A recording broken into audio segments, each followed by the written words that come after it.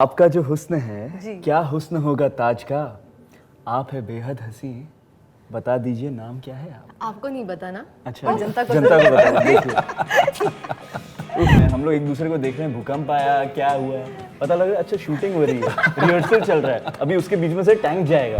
पहले दिन ही रुला दिया था मुझे। हाँ पहले दिन ये लेट आई थी कुछ चली गई। नहीं लेट नहीं आई थी। गदर 2 में भी कास्ट हो रहे हैं बतौर जीत के, तब वो कैसा लगा? ये अचंभा सा लगा, लोगों को बताता नहीं था कि मैं वही हूँ, क्योंकि उसमें गेटअप था। अक्सर लोग बोलते थे गदर 2 कब आएगी। मैंने कहा गदर 2 आएगी तो बम नहीं होगा, एटम बम होगा जब भी आएगी। देख सकते हो मेरे साथ कितना ये लोग सेट पे मुझे बुली करते थे ये दोनों।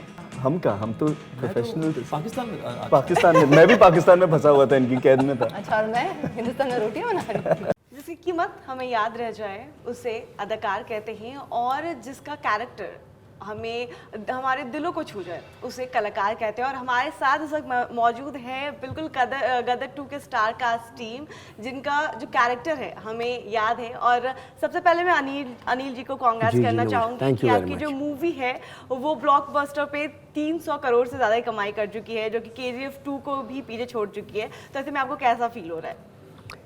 देखिए कौन किसको क्या पीछे छोड़ चुका है ये मेरे लिए महत्वपूर्ण नहीं है।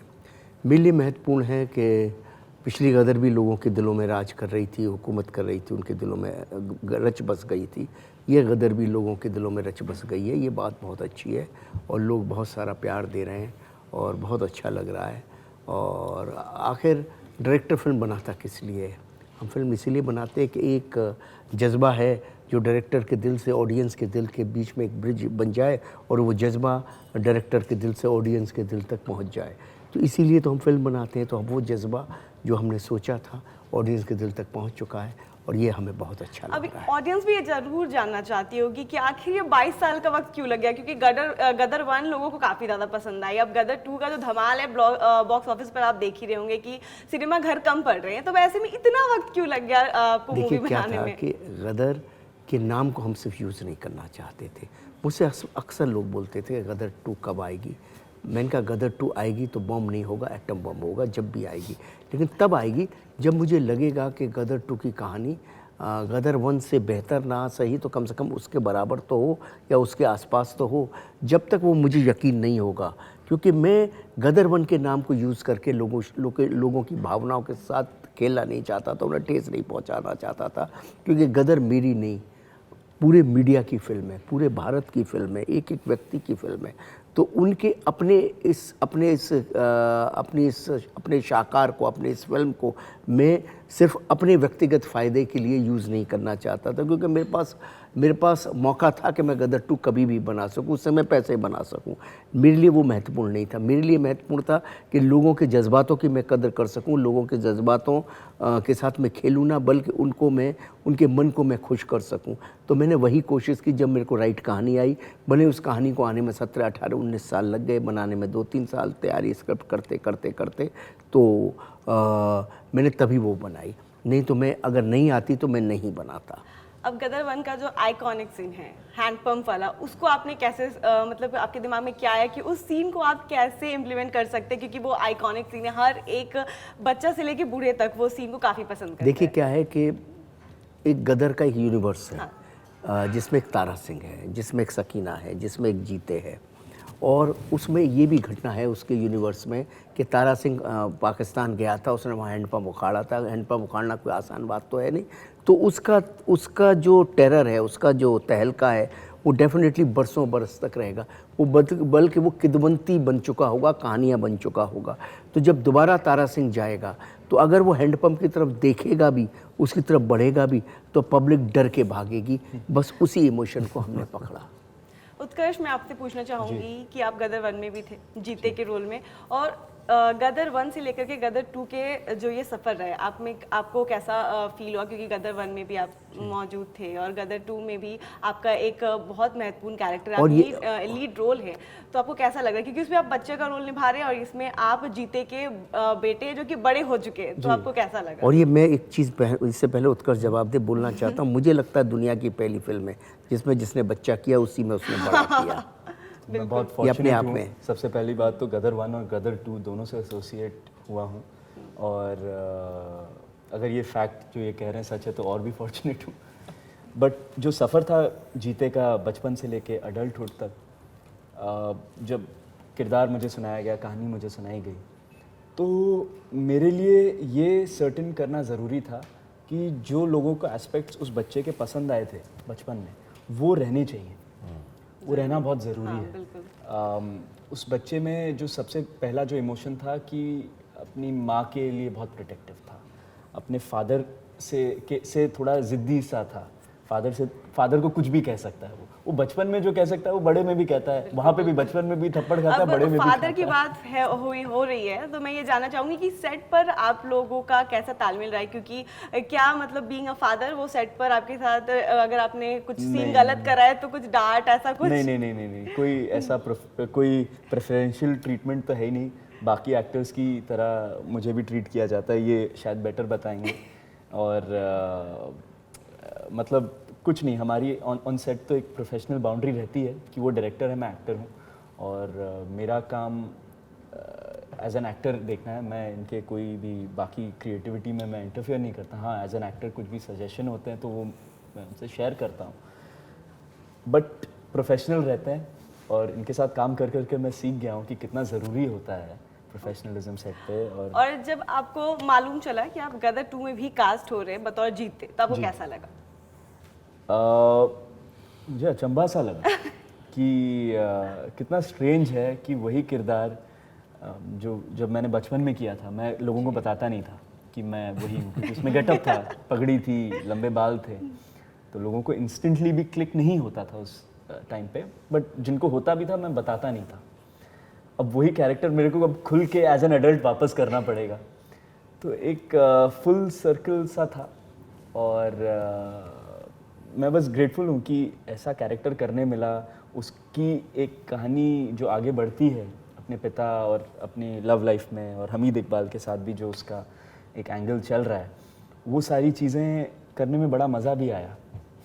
अब मैं सिमरत आपसे पूछना चाहूंगी कि आपकी डेब्यू फिल्म है और ये ब्लॉकबस्टर हिट रही है और अभी और भी ज़्यादा कमाई करने वाली है बॉक्स ऑफिस पर, तो आपका कैसा एक्सपीरियंस रहा है, और आप में लाइफ चेंजिंग मोमेंट क्या रहा है, क्योंकि मूवी ब्लॉकबस्टर हिट की है और लोग आपको कैसे ट्रीट कर रहे हैं बाहर आप जब निकल रहे हो? लाइफ चेंजिंग मोमेंट तो तभी था जब मूवी साइन हो गई थी। Being with Gadar, I think उससे बड़ा और कुछ हो ही नहीं सकता। ये नंबर्स तो ठीक है, ये तो आते जाते रहेंगे, बट बीइंग पार्ट ऑफ गदर इससे बड़ा और कुछ नहीं हो सकता है। बात है। सो या उसके अलावा चेंजेस तो यही है कि अब लोग पहचान रहे हैं, बस और कोई चेंजेस नहीं। और कुछ ऐसा फनी मोमेंट गदर के सेट पर आप लोगों का रहा हो? बहुत फनी मोमेंट्स है। जैसे कुछ शेयर करना चाहो तो? एक फनी मोमेंट हम ज़्यादा नहीं बताएंगे मनीष जी, वरना ये बेचारी ऐसे वाला नहीं। फनी मोमेंट एक ये जरूर था कि हम ये बता सकते हैं, कोई इशू नहीं है, आप देख सकते हो मेरे साथ कितना ये लोग सेट पे मुझे बुली करते थे, ये दोनों। आप लोग ही बता दो फनी मोमेंट। मैं कब? हम कहाँ, हम तो प्रोफेशनल थे। पाकिस्तान में मैं भी पाकिस्तान में फंसा हुआ था, इनकी कैद में था। अच्छा, और मैं हिंदुस्तान में रोटियां बना रही थी। मैं नहीं बता रही, इनसे पूछ लो। नहीं, बता फनी मोमेंट शेयर कीजिए। बताओ, अब बताओ। फनी मोमेंट तो बहुत होते थे सेट पे, इतने बॉम्ब ब्लास्ट किए गए हैं इस फिल्म में, क्योंकि रॉ रियल रखना था। हम वैन में रेडी होते रहते थे।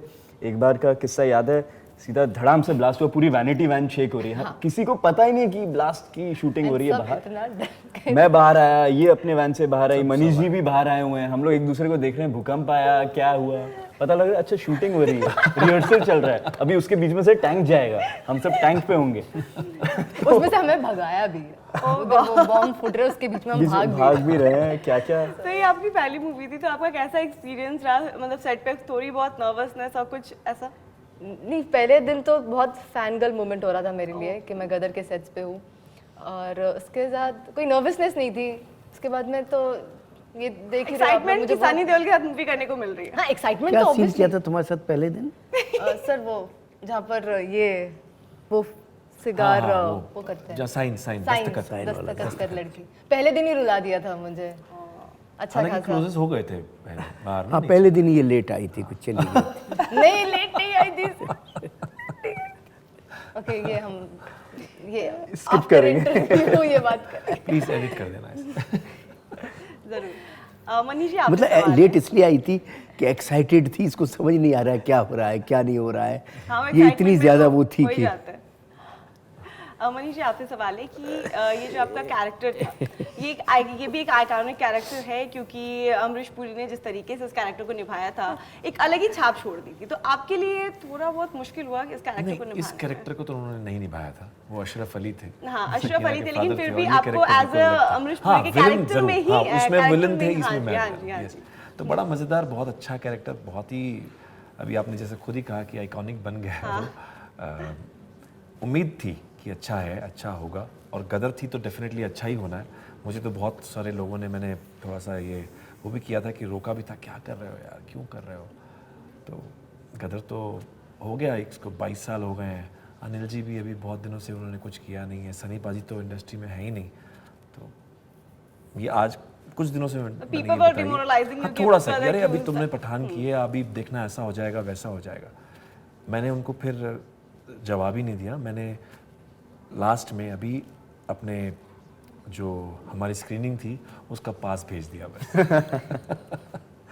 क्योंकि ये बस मुझे क्या होता है, कुछ जवाब नहीं देने होते हैं। आपको पता होता है कि गदर अपने आप में वहाँ जुड़ने का मौका मिल रहा है, तो इससे बड़ा कुछ हो नहीं सकता। तो कहीं मन में कहीं डर था बिल्कुल नहीं। सनी पाजी का 2.5 किलो का हाथ कहीं पड़ ना जाए? नहीं नहीं, वो एक्चुअली देखिए, वो मनीष वाधवा को हो सकता है, हामिद इकबाल को नहीं था। जरूर। तो वहाँ बस ये था कि काम करना है और अच्छे से करना है, जो उन्होंने मुझ पर विश्वास किया है, मैं उसे पूरा कर सकूँ, निभा सकूँ। और कुछ एक आइकॉनिक डायलॉग आप गदर का बोलना चाहिए आप लोग? इनका नाम बता देते हैं शायरी, ऑडियंसेस को। हाँ, बिल्कुल, हमारी बिल्कुल। शायरी बता देते हैं। तो आपका जो हुस्न है, क्या हुस्न होगा इरशाद, ताज का? इरशाद। आपका जो हुस्न है, जी। क्या हुस्न होगा ताज का? आप है बेहद हंसी, बता दीजिए नाम क्या है आप? आपको नहीं बताना, अच्छा, और जनता को जनता को बताना। देखिए, अल्लाह जीते की कहाँ अदा फंस गया। फूलों की जान कहते हैं, अल्लाह की अदा फूलों की जान कहते हैं, जनाब इस हुस्न को मुस्कान कहते हैं। वाह वाह वाह वाह वाह वाह वाह। तो thank you so much Thank you so much, Gadar thank 2 की स्टारकास्ट टीम न्यूज़ एक्स और इंडिया न्यूज़ के साथ, और ऐसे ही हमारे चैनल को देखते रहिए ऐसे एंटरटेनमेंट स्टोरीज के लिए। बस thank Thank you you. Thank you.